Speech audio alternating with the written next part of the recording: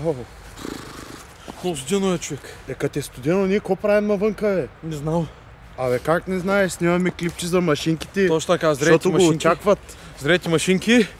Много е студено. Аз съм Денко. То се Айхо. Айхо, да. И обикновено хората, като нямат какво говорят. Говорят за времето. Ние имаме какво да говорим, а пак ще говорим за време. Вижте сега. Това човека е такова животно, къде не мога да му се угоди.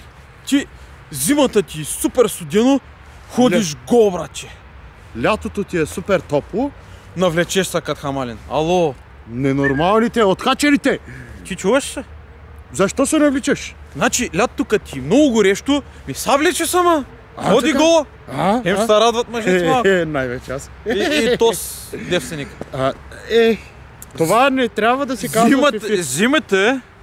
Зимата се обличаш. 2 чифта ръкавици, 3 чифта чорапи, долнище, горнище, шал, шапка, още една шапка. 2 шапки, точно така. Още една шапка казах за това.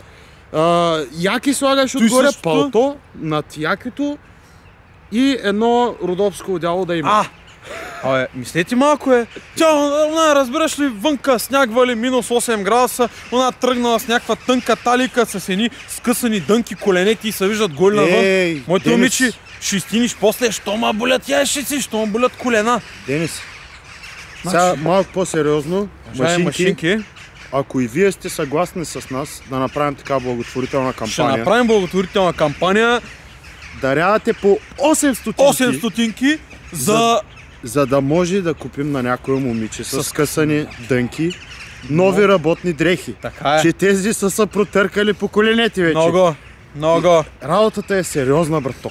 Ако вие искате да дарите по 0,14 стотинки за нашата благотворителна кампания, напишете долу в коментарите хаштаг дарявам 14 стотинки. Дарявам 0,14 стотинки. И не забравяйте, тук така ще има копче за subscribe. Тук точно. Ще натискате, развиш? Да. Ти.